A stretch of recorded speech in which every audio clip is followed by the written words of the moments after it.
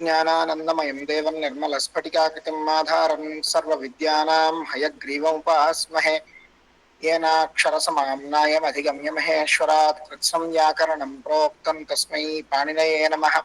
वाक्यकारं वरोचिं भाष्यकारं पतञ्जलिं पाणिनिं सूत्रकारं च प्रणतोऽस्मि मुनित्रयम्। नत्वा सरस्वतीं देवीं शुद्धां गुण्यां करोम्यहं पाणिनीयप्रवेशाय लघुसिद्धान्तकौमुदीम् इति मङ्गलश्लोकः। गतपाठे वयं किं किं पठितवन्तः स्मरन्ति वा? उपसर्गसंज्ञा धातुसंज्ञा तत्तु पूर्वतनपाठे। तदनन्तरं उपसर्गात् ऋतिधातौ वृद्धिसंज्ञाविधायकं सूत्रम्। अकारान्तात् उपसर्गात् ऋकारादौ धातौ परे वृद्धिः एकादेशः भवति। प्रारच्छति उपार्च्छति इत्यादिकं दृष्टम्। तदनन्तरं एङ्गि पररूपम् इति सूत्रमेकं पठितम्। अवर्णात् अकारान्तात् उपसर्गात् एङ्गादौ धातौ परे पूर्वपरयोः पररूपम् एकादेशः स्यात्। प्रेजते उपेजते उपोषति इत्यादिकं दृष्टम्। तदनन्तरं एत्येधत्यूट्सु इति सूत्रं दृष्टम्। स्मरन्ति वा सर्वे? तस्य पाठः अपि तत्र अप्लोड् कृतमस्ति, दृष्टं वा? एत्येधत्यूट्सु अवर्णात् एजाद्योः एत्येधत्योः ऊठि च परे वृद्धिरेकादेशः स्यात्। पूर्वपरयोः वृद्धिः एकादेशः स्यात्। किमर्थमेवम् उक्तम् इति चेत् तत्र वृद्धिरेचि इति सूत्रेण अकारात् एज् वर्ण परकत्वमस्ति चेत् वृद्धिः भवति। परन्तु अकारान्तात् उपसर्गात् एङ्गादिः धातुः अस्ति चेत् वृद्धिं बाधित्वा पररूपं भवति। तद्वत् प्र एधते प्र एति इत्यत्रापि अकारान्तः उपसर्गः एवं एङ्गादिः धातुः अस्ति इति कृत्वा अत्रापि पररूपमेव स्यात्, वृद्धिः न भवेत्। नमस्ते नमस्ते इति कृत्वा एत्येधत्यूट्सु इति सूत्रम् आरब्धम्। किमर्थं? पररूपस्य बाधनार्थम्। अतः अकारान्तात् उपसर्गात् एङ्गादिः नाम एकारादिः ओकारादिः धातुः अस्ति चेत् पररूपं भवति। परन्तु अकारात् परत्र इण् गतौ धातुः एजादिः इण् गतौ धातुः एजादिः एधवृद्धौ धातुः एज् नाम तत्र एकार एव आदिवर्णः भवति अस्ति चेत् तत्र पररूपं न भवति, अपि तु वृद्धिरेव भवति इति वक्तुम् एत्येधत्यूट्सु इति सूत्रम् आगतम्। ऊठि परे गुणः एव भवति, यतः ऊठ् इति ऊकारः एव, अतः तत्र गुणः भवति। गुणं बाधित्वा अत्र वृद्धिः भवतु इति धिया अत्र ऊठ् अपि उक्तमस्ति, एत्येधत्यूट्सु इति।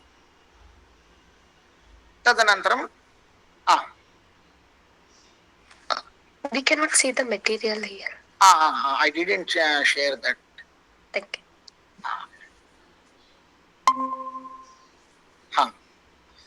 इति गतपाठे अस्माभिः दृष्टम्। एत्येधत्यूट्सु एत्येधत्यूट्सु कति पदानि? एकमेव पदम्। तस्य कथं समासः? एतिश्च एधतिश्च ऊठ् च एत्येधत्यूठः। तेषु एत्येधत्यूट्सु एति नामकः इण् गतौ धातुः, एधति नामकः एधवृद्धौ धातुः। एतत् सर्वं गतपाठे दृष्टम्। तर्हि अधुना तदनन्तरं कानिचन वार्तिकानि सन्ति, तेषां विषये जानीमः, पठामः। So in this context, etyathyutsu, in this vruddhi context, there are some vartikas are there that we will see in today's lesson. प्रथम वार्तिकं भवति अक्षादूहिन्याम् उपसंख्यानम्। उपसंख्यानं नाम वक्तव्यं। वक्तव्यं किं वक्तव्यं? वृद्धिः एत्येतत्यूत्सु वृद्धिरेचि इत्यस्मात् सूत्रात् वृद्धिः इति अत्र सम्बध्यते। अक्षात् अक्षशब्दात् अक्ष इति शब्दात् ऊहिनी इति शब्दः परत्र अस्ति चेत् तत्रापि वृद्धिः भवति इति वक्तव्यम् इति वार्तिककारः वदति। कः वार्तिककारः?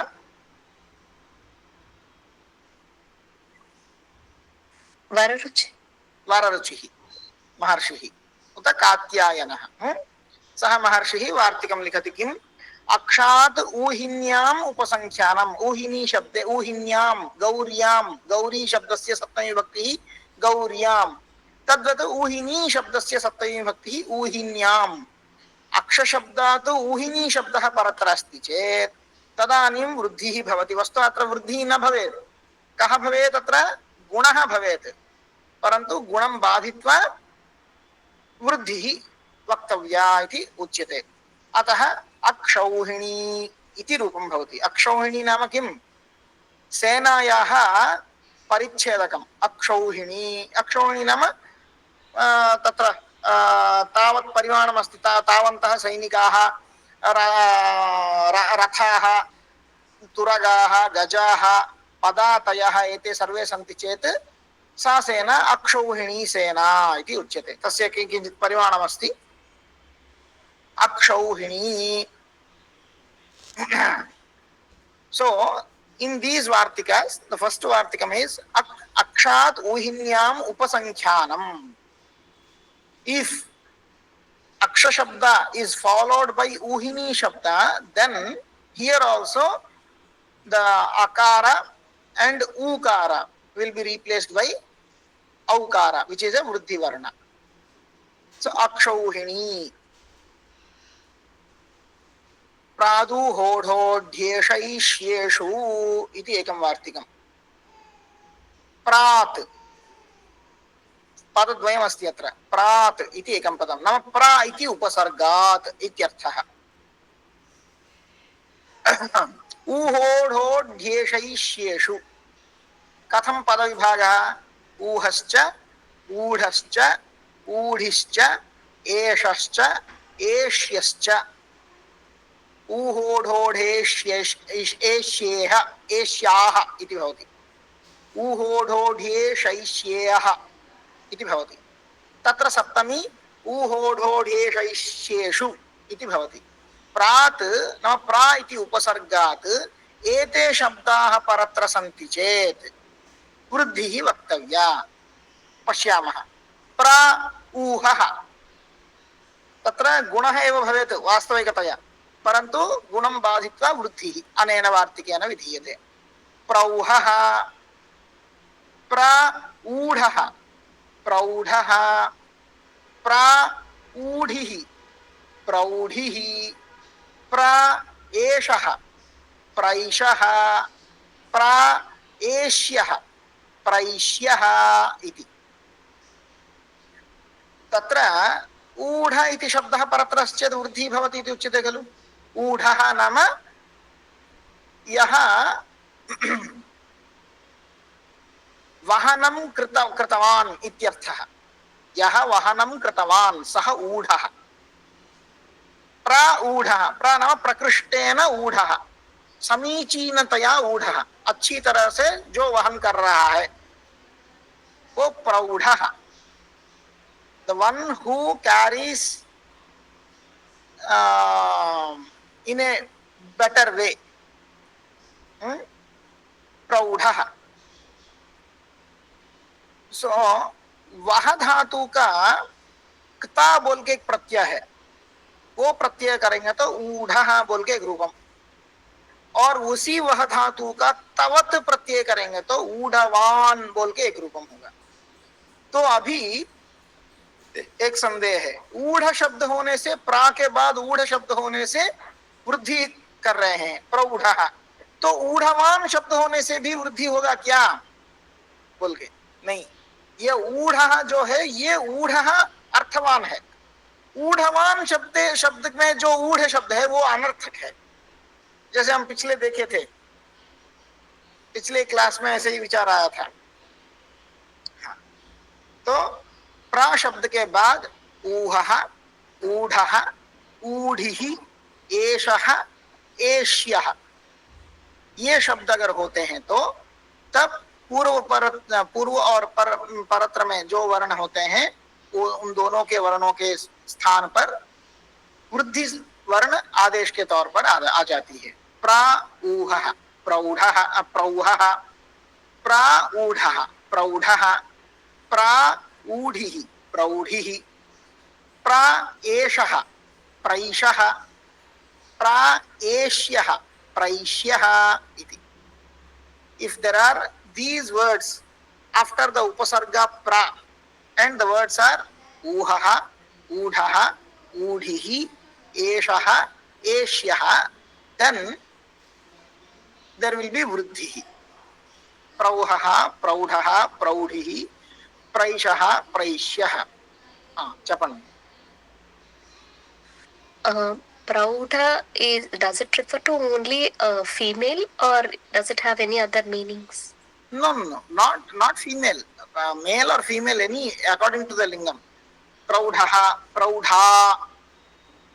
Ayam purushaha, praudhaha. Iyam stri, praudha. Is it an adjective? Adjective, yes. It can be used as an adjective. Oh. One who is a matured guy or a matured person. Then moving to next vartikam. Rite cha tritiya samase. Rite. Ritaha. Prathama vibhakti. Ritaha means gataha. Ru iti dhatuhu gamanarthakaha dhatuhu.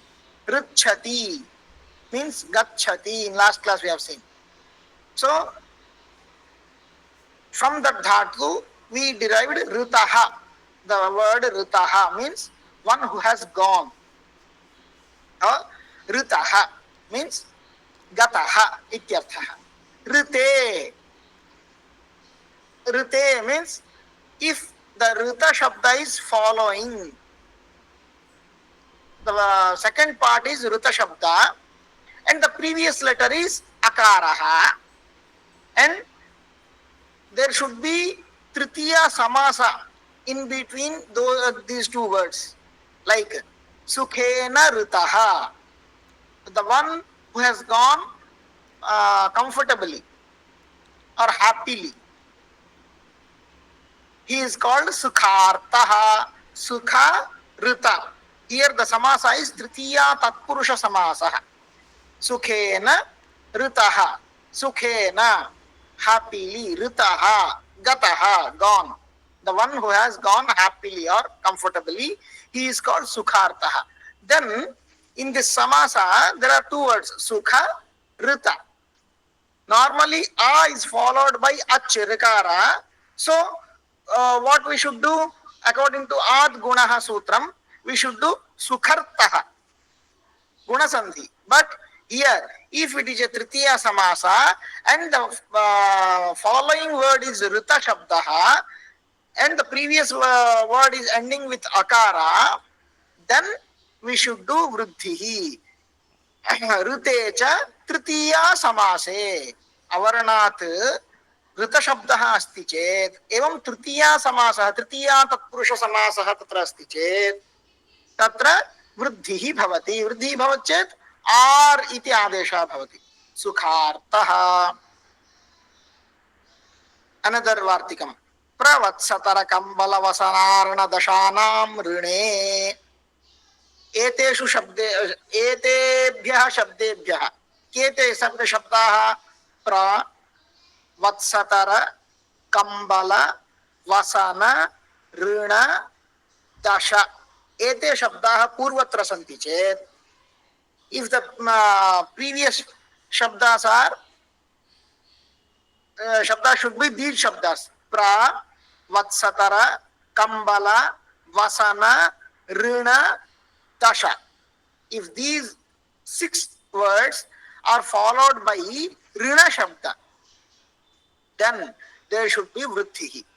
Pra rinam, praranam. Vatsatara rinam, vatsatararanam. कंबल ऋणम कंबलार्णम,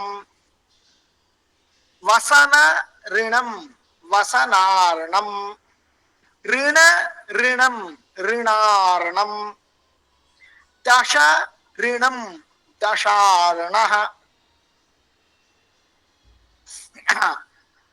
प्रऋणम प्रकृष्टम ऋणम, प्रकृष्टम means very huge, ऋणम is loan, very huge loan, प्रारणम, वत्सतर ऋणम, ऋणम means loan, vatsatara, vatsara means a calf,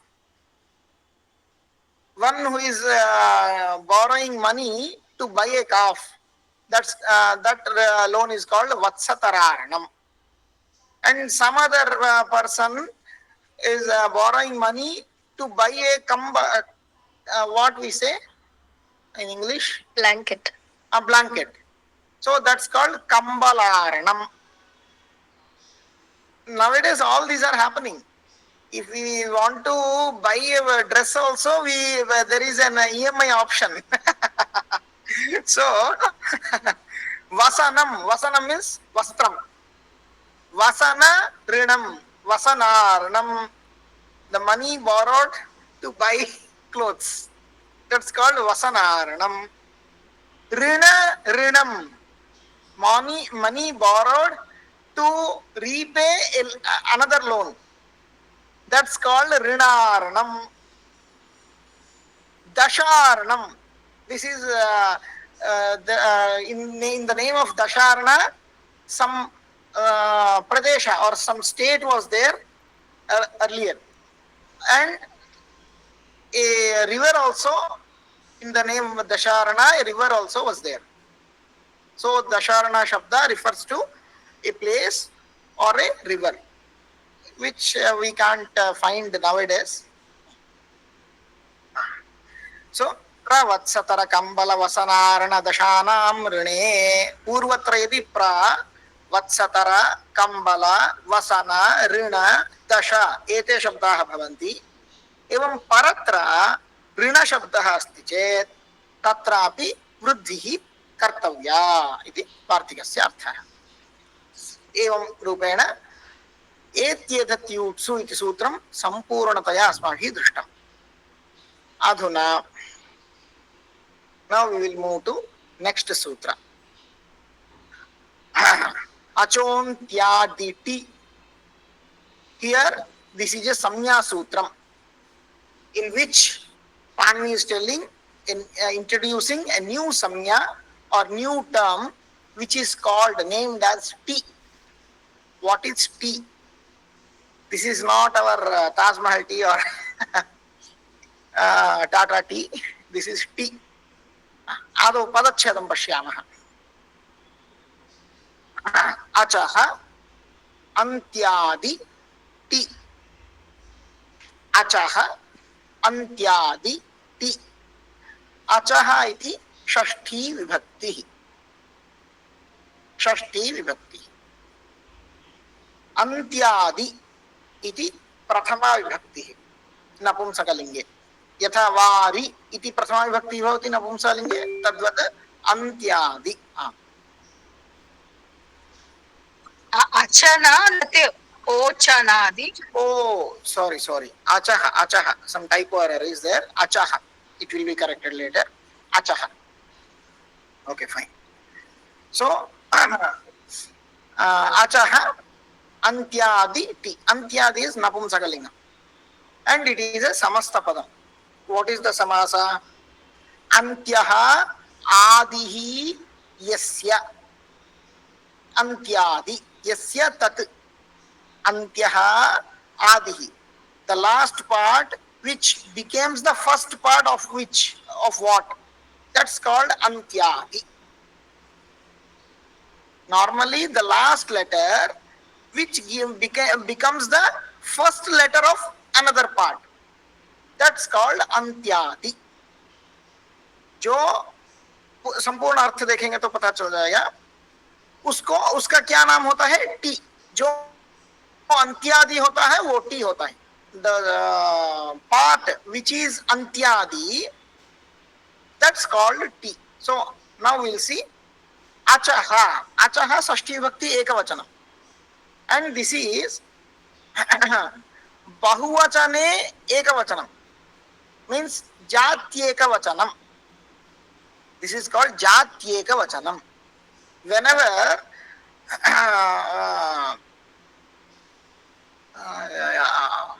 अंग्रेजी में कैसे बताएंगे, हिंदी में बताता हूं, उसके बाद अंग्रेजी में कोशिश करता हूं. अभी मैं चावल खाता हूं बोलते हैं हम. क्या मैं एक ही चावल का दाना खाता हूं क्या?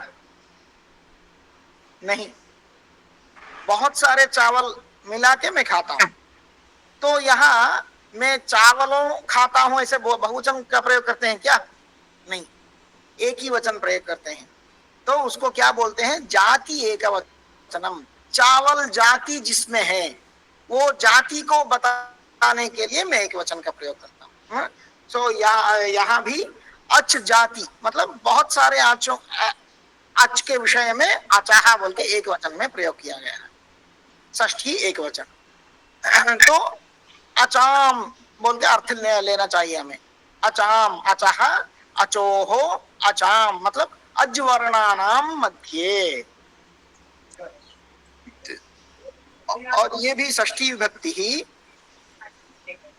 निर्धारणे षष्ठी बोलते हैं. सुने हैं निर्धारणे षष्ठी कभी? मतलब किसी भी समूह में, एक ग्रुप में से किसी एक को अलग करना, उसका कुछ काबिलियत मतलब उसका कुछ महत्व जो होता है, उसका कुछ क्षमता जो होती है, उसके हिसाब से जाति, गुण, धर्म, क्रिया, जिस जो भी एक धर्म को लेकर उसको उसी समूह से हम अलग करते हैं, तो उसको क्या बोलते हैं? निर्धारणम. जैसे कवीनाम मध्ये कालिदासः श्रेष्ठः.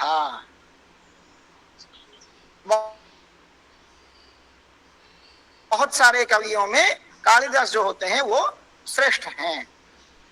छात्रेषु रामः उन्नतः.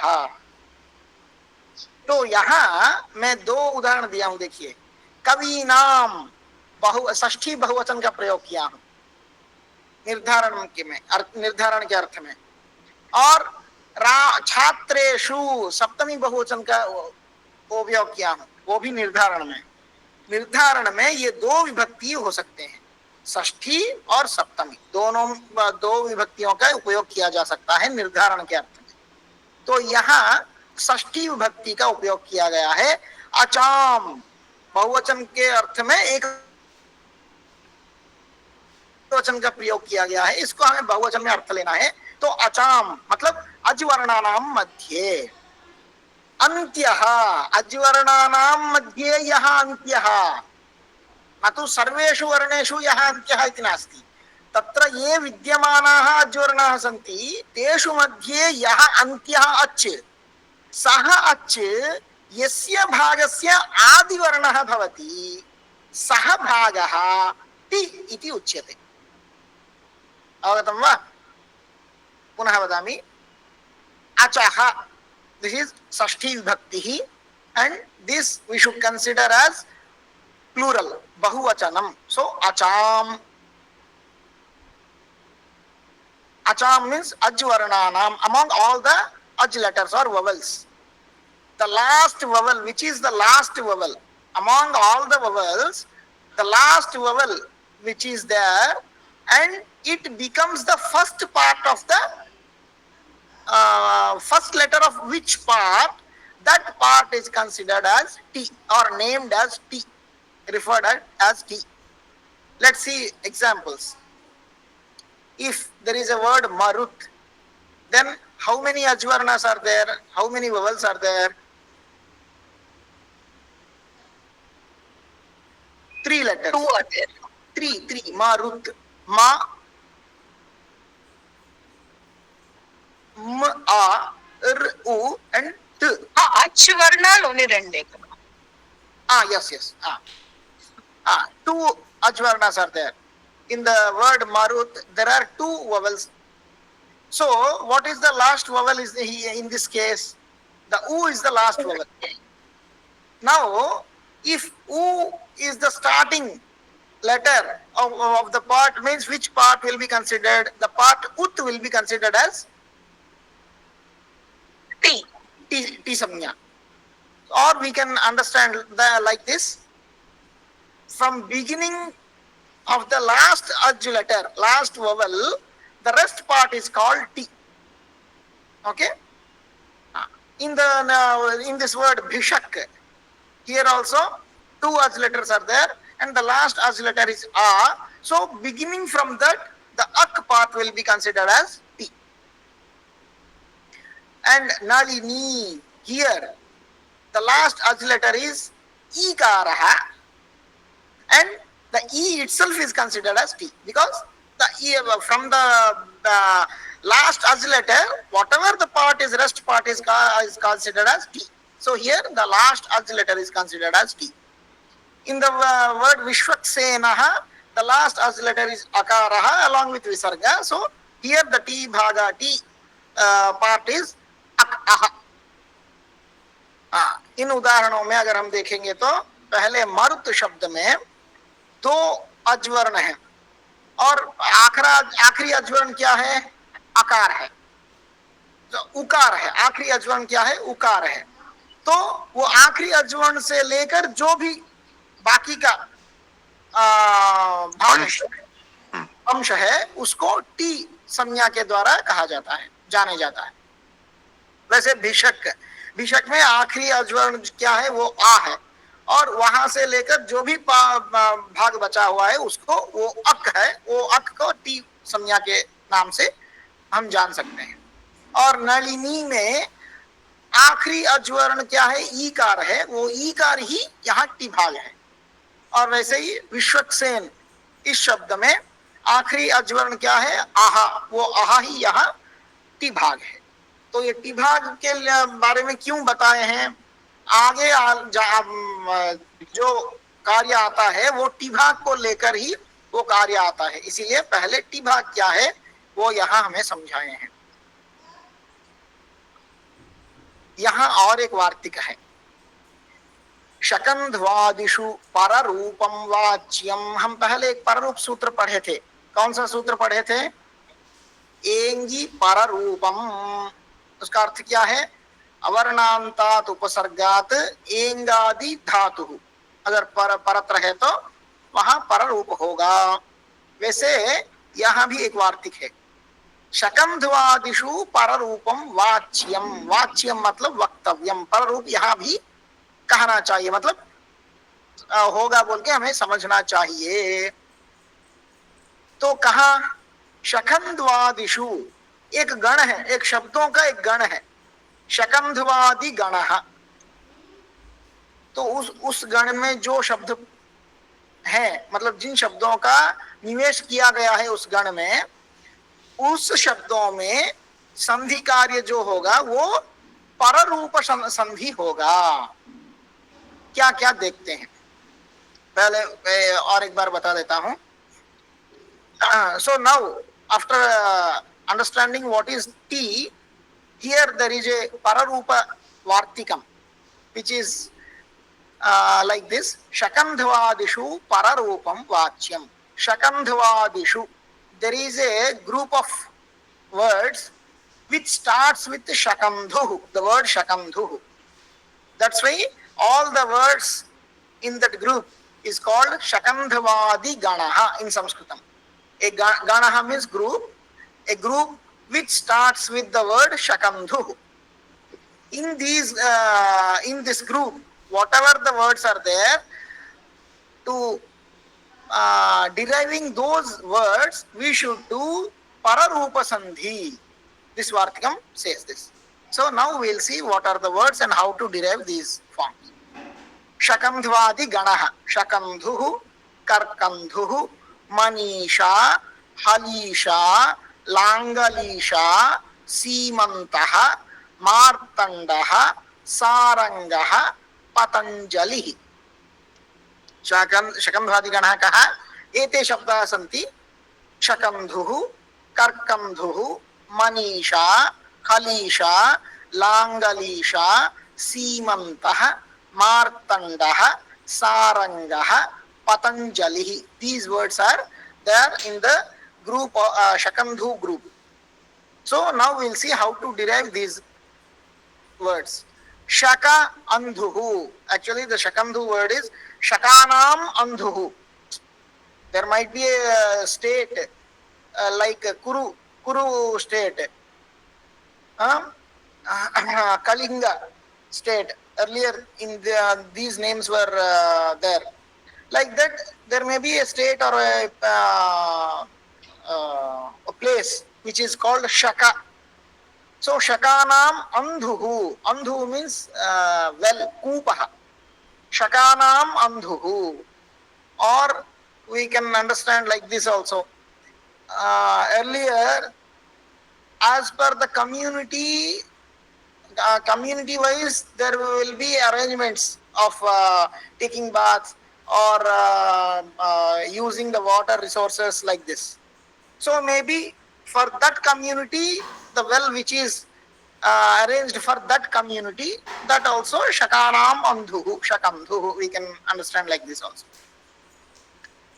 So Shaka andhu, normally here Akasavarane Dirgha will be there, Shakandhuhu. If we do normal Sandhi, then that will be Shakandhuhu. Shaka and Andhu, both the akaras will be replaced by a Dirgha akara. So negating that, here Pararupa will happen. So both the akaras will be removed and the following akara, the single akara will be replacing these two akaras. So Shaka andhuhu, that will become Shakandhuhu. Karka andhuhu, here also Karkandhuhu. Hala Isha, Halisha. Normally here with Sandhi,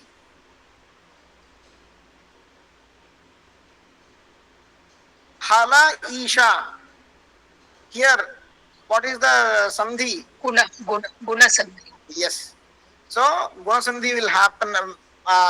There is a chance of Guna Sandhi, but according to this Vartikam, here Guna Sandhi won't happen, Pararupam will happen. So, Hala, Isha, A and E, both these letters will be replaced by the following letter Ikara. Halisha. Martandaha, Marta Andaha, Martandaha. Sarangaha, Sara Angaha, Sarangaha. Saranga means kind of animal and a bird also. In the name of Saranga, there is an animal and a bird also. Manas Isha. Here, one thing I should tell this, and this Pararupam will happen, the T bhaga of the previous word and the first vowel of the following word. Among these two, the Pararupam will happen. Okay, so that is a Te. I didn't explain that. Te. So this Pararupam will happen, the Tibhaga of the previous word and the Aj letter of the starting letter, which is Aj letter of the following word. Among these two, Pararupa will happen. So these two will be removed, replaced by the following Aj letter. यहाँ जो Pararup होगा, वो पूर्व पद का जो T भाग है, उस टी भाग और दूसरे जो द्वितीय पद का पहला अज वर्ण जो है, उन दोनों के स्थान पर पर रूप आदेश के तौर पर आएगा. मतलब परत्र जो अज वर्ण है वही एक वर्ण आदेश के तौर पर आएगा. हाँ, यहाँ देखिए मनीषा, मनस ईशा, इसका पदच्छेद ऐसा होता है मनस ईशा. तो मनस में टिभा क्या है? अस. और ईशा में पहला अजवर्ण क्या है? ई. तो यहाँ अस और ई दोनों के स्थान पर पररूपम ईकार जो है वो आदेश के तौर पर आ जाएगा. मनीषा. सीमंतः, सीमंतः मतलब क्या जानते हैं? जो औरतों है वेणी बंधन करते हैं तब बालों को ऐसे ऐसे अलग करते हैं ना, अलग करने में एक रेखा की तरह दिखाई देती है, उसको सीमंत बोलते हैं। मांग जिसे कहते हैं, मांग। मांग, मांग, बस बस। जी। तो षोडश संस्कार में सीमंत संस्कार बोल के एक है, सीमंतोत्सव बोल के करते हैं। जो भी औरत प्रसव करने से पहले 7वां महीना या ऐसे उसी टाइम में वो सीमंतोत्सव बोल के करते हैं। एक उत्सव वैदिक व्यवहार में है। तो ठीक है, सीमंतः, सीमन अंतः। तो यहाँ भी टी भाग क्या है? पहला सीमन शब्द का टी भाग क्या है? अन्न। और बाद में जो अजवर्ण क्या है? वो अकार। सो अन्न और अकार इन दोनों के स्थान पर परत्र जो आकार है वही एक आदेश के तौर पर आएगा, पर रूपम होगा सीमंतः। पतंजलि, पतत अंजलि, पतत अंजलि। यहाँ पूर्व शब्द का टिभा क्या है? अत। और पर शब्द का अजवर्ण क्या है? आ। इन दोनों के स्थान पर परत्र जो आकार है वही आदेश के तौर पर आएगा। सो पत अंजलि, पतंजलि। पतंजलि कौन है?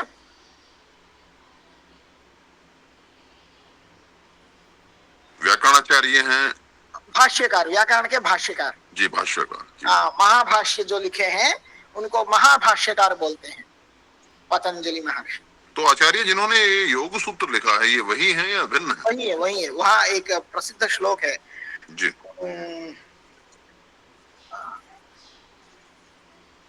एक मिनट बताता हूँ। मलम शरीरस्य च वैद्यकेन योगेन चित्तस्य पदेन वाचाम मलम शरीरस्य च वैद्यकेन योपाकरोत् तं प्रवरं मुनीनां पतंजलिं प्राञ्जलिरानतोस्मि। ये पतंजलि महर्षि ही 3 शास्त्र किए हैं, मतलब निर्मित किए हैं। क्या? योगेन चित्तस्य, योग शास्त्र का उपदेश करके, चित्तस्य, चित्त मतलब अंतःकरण जो है उसका मल को दूर किए हैं। योगेन चित्तस्य पदेन वाचाम, पद शास्त्र का निर्माण करके, महाभाष्य का रचना करके, पदम पदेन वाचाम, हमारे वाक में जो मल है उसका दूरीकरण किए हैं। योगेन चित्तस्य पदेन वाचाम मलम शरीरस्य, शरीर का जो मल होता है, जो दोष होते हैं, उन दोषों का निवारण किससे किए हैं? वैद्य के ना, वैद्य शास्त्र का रचना कर। चरक बोल के जो नाम से ऋषि हम सुनते हैं ना, वो पतंजलि जी का ही और एक नाम है बोल के कहा जाता है। जी जी। मलम शरीरस्य च वैद्य के ना, शरीर का मल जो है वो वैद्य शास्त्र मतलब चरक संहिता, जो संहिता वो वैद्य शास्त्र का रचना करके दूर किए हैं। योगेन चित्तस्य पदेन वाचाम मलम शरीरस्य च वैद्यकेन योपाकरोत्, यह अपाकरोत्, यह दूरीकृतवान, योपाकरोत् तम प्रवरम मुनीनाम, निर्धारणे षष्ठी, जिन मुनियों में से प्रवर मतलब श्रेष्ठ हैं जो मुनि, उसी पतंजलि मुनि को मैं नमन करता हूँ। योपाकरोत् तम प्रवरम मुनीनाम पतंजलिम प्रांजलिरानतोस्मि, अंजलि के साथ मैं नमन करता हूँ। बहुत सुंदर जी। अच्छा, तो ये हो गया शकंधवादी गण में जो जो शब्द हैं उनका पर रूप के हिसाब, पर रूप का प्रयोग करते हुए उन शब्दों का रूप निष्पत्ति करना चाहिए। और वो पर रूप भी कैसे? पूर्वत्र जो शब्द है उसका टिभाग और परत्र जो शब्द है उसका अजवर्ण, इन दोनों में पर रूप होगा। इसके बाद हम आगे बढ़ते हैं।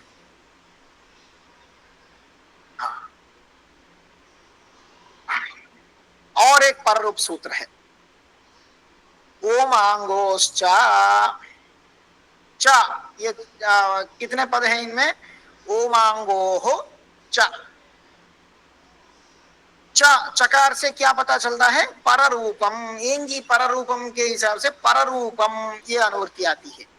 उसको भी यहाँ लिखना चाहिए, मैं अपडेट करवाऊंगा।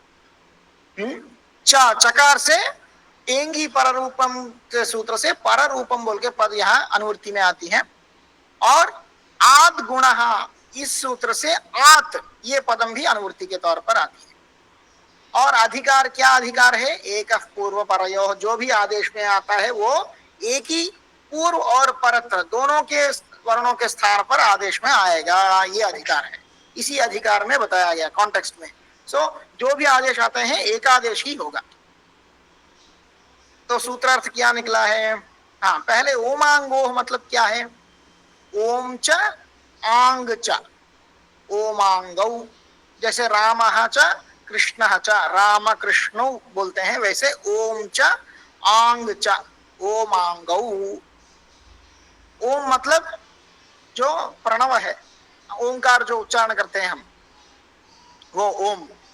और आंग मतलब उपसर्ग, प्रादि में एक आंग, प्रा परा अपसम अनु अव निस निर दुस दुर वी आंग जो है। गच्छति आगच्छति, यहाँ आगच्छति में जो आ है वो आंग है। ये दोनों अगर पूर्वत्र आकार है, अवर्ण है, और उसके बाद अगर ओंकार प्रणव है, नहीं तो आंग है, तो तब भी इन दोनों में से पररूपम होगा। ये सूत्र का अर्थ है। अवर्णात ओमि आंगी च परे, अवर्ण के बाद अगर ओंकार है या आंग वो निपात है, उपसर्ग है, तो इन दोनों में से पररूपम होगा, एकादेश होगा। So this is another sutra which tells about pararupa sandhi. Omangoscha, there are two words, omangaha, omangoho cha. Omangoho is saptami dvivachana, and the samasa is om cha ang cha. In prathama bhakti that will be omangau, and saptami dvivachanam that will be omangoho. So omangoho parayoho. If these two words are following, om means the pranava or onkara, and ang is a upasarga. If these two are following avarna or akara, the at, the word at is coming as an anuvritti from ad gunaha sutram. So at from if akara is followed by these two, the onkara or the upasarga ang, then there will be a pararupam. Pararupam means the following sound will replace both the previous and the following letters. So now let's see examples. Rama ehi, ehi nama agacha ityarthaha. Kaha dhatuhu? In gatau dhatuhu.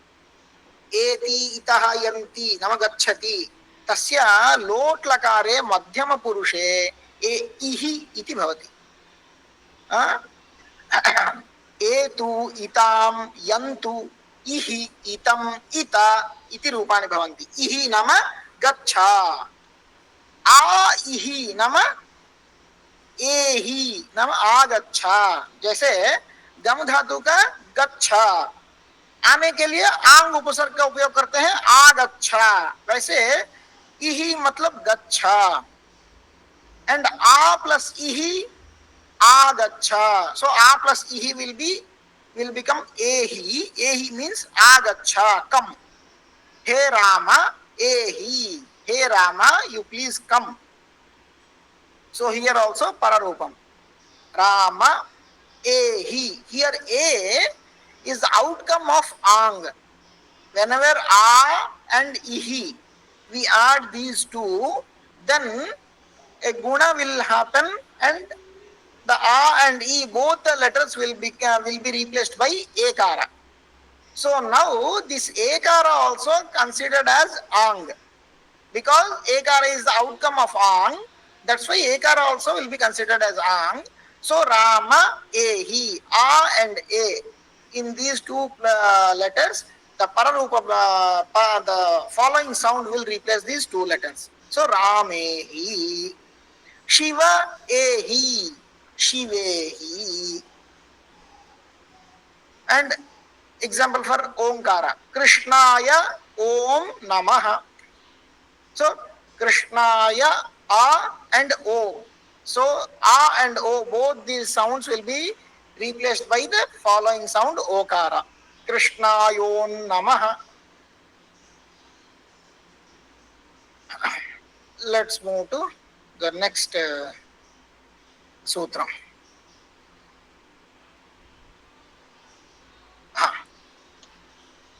Antadivacha. Whatever replacements are coming as Ekadesha. Ekadesha means the one replacement comes in both places, the previous and the following letters. In these two places, if one replacement comes, that's called Ekadesha, which we saw. Guna Sandhi, Vruddhi Sandhi, all these are called Ekadesha Sandhis. This Ekadesha will be considered as Antadivat.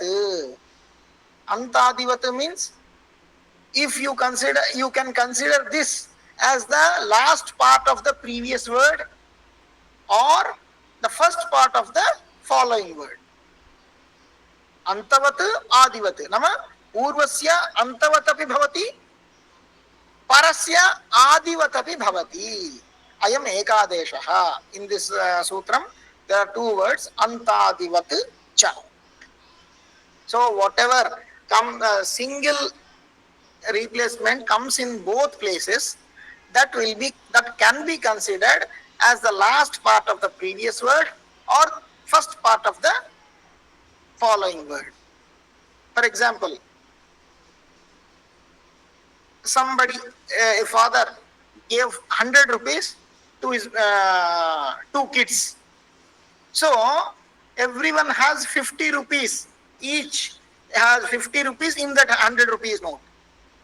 So if one day one can keep that 100 rupees note with him, so he will think that my 50 is there here. And another day, if the second kid, he takes that 100 rupees, he also can think my 50 rupees in this. But at a time, they cannot take that single 100 rupee note. Like this, here also, if you want to consider at a time the Ekadesha as the previous last part of the previous word or the first part of the following word, at a time you cannot consider like this. For that also another sutra is there, another Vartikam is there, that we will see later. So this will be considered as Purvantavat. The Ekadesha can be considered as Purvantavat or Paradivat. Okay, why this sutra has come here? Because in the previous example, here, Rama Ehi. So, Ehi is coming out of A and Ihi. Whenever we add A and Ihi, then Ehi is the outcome. So, here the previous part is A and the following part is E. Okay? Here, Ekadesha happened, Guna Sandhi. A has replaced both this A and E. Now, A can be considered as the last part of the previous word. So, what was the previous word? That is A. So, now A can be considered as A. Like this, here Ang, we found Ang. Otherwise, there is no Ang. That's already occupied or replaced by Ekara. That's why this sutra is there. So, like this, we understood what is Omangoscha Pararupam. मतलब यहाँ जो भी एकादेश के तौर पर आती है, एकादेश के तौर पर आता है जो भी आदेश, वो दो वर्णों के स्थान पर एक वर्ण या एक वर्ण समुदाय आदेश के तौर पर आता है। तो ये जो एकादेश के तौर पर आया है वो पूर्व शब्द का अंतिम भाग भी हो सकता है, नहीं तो पर शब्द का आदि भाग भी हो सकता है। तो पूर्वांतवत हो सकता है, नहीं तो परादिवत हो सकता है। क्यों ये यहाँ बताए हैं? यहाँ उदाहरण में राम ए ही, ये जो उदाहरण है, यहाँ सूत्र में हम क्या पढ़े हैं? आकार के बाद अगर आंग है तो पररूपम होगा, लेकिन रामा यही उदाहरण में आंग नहीं है, ए एकार है। आंग तो चला गया, कभी का चला गया। कैसे? ए ही का पूर्व अवस्था में आंग था, आंग आ इही। तो यहाँ क्या हुआ? आकार और इकार इन दोनों के स्थान पर एकादेश के तौर पर एकार आ गया। तो अभी ये जो एकार आया है, इसको कैसे हम देख सकते हैं? पूर्व शब्द का अंत वर्ण, अंतिम वर्ण के तरफ देख सकते हैं। तो आकार, पूर्व शब्द में क्या था? एक ही आकार था। तो ये एकार को हम आंग की तरह भी हम देख सकते हैं, नहीं तो इही का जो इकार है वो इकार के तरफ भी देख सकते हैं। तो अगर यहाँ हम अभी हमें क्या चाहिए? आंग होना चाहिए, आंग जैसे भी साधन करना चाहिए आंग। तो ये एकार जो हो गया वो पूर्व शब्द का अंतिम वर्ण की तरह, मतलब पूर्व में तो एक ही शब्द, एक ही वर्ण है, उसी वर्ण की तरह बन गया। तो ये ए भी आंग जैसा बन गया। तो आंग परत्र है बोल के यहाँ जब हमें मिल गया इस सूत्र से, तो यह आंग ही, एकार जो है वो आंग ही है बोल के समझकर हम पररूप करते हैं। ठीक है?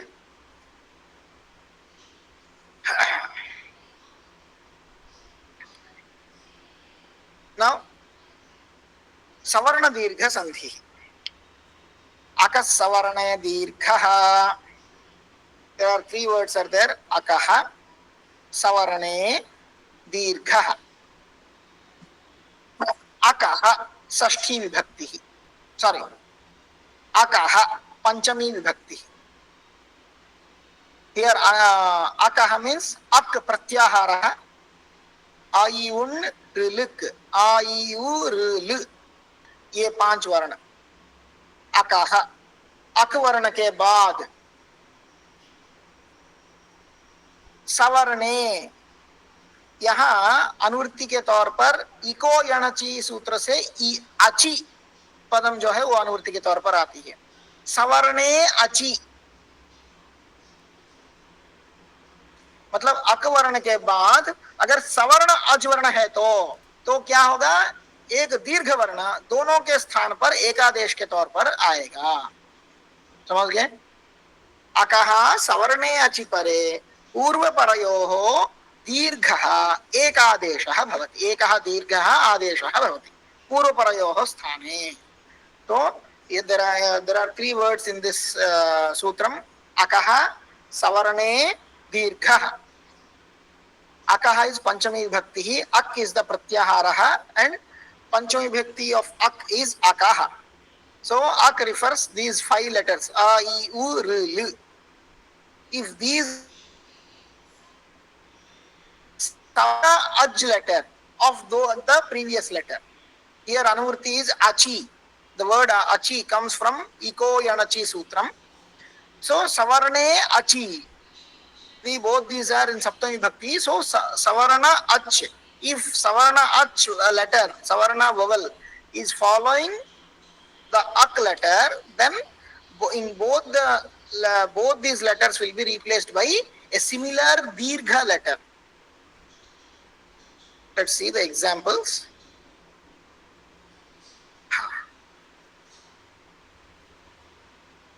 Rama Alayah. Here Rama Ak letter is Ak Varanaha, and the say Savarna Aj letter Akara is following this Ak letter. So here A and A, both these letters will be replaced by the Dirgha letter A. Ramalayah.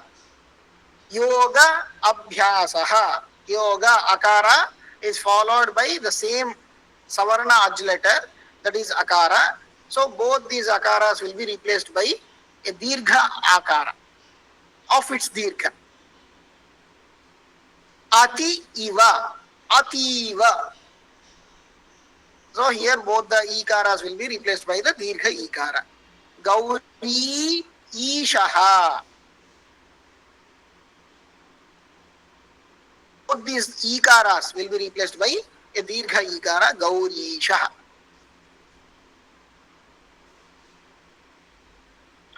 Here some more examples.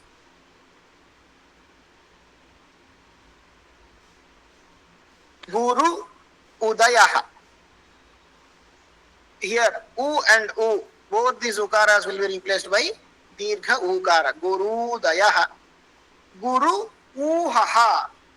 Here also U and U, both these letters will be replaced by a dirgha letter U. Guruha. Pitru Trinam. Here both these rikaras will be replaced by a dirgha rikara. Pitrunam. If L and L are there, then Ak means Ayur. If likara is followed by likara, then how the likara doesn't have a dirgha form. So which letter will replace likara? Both the likaras?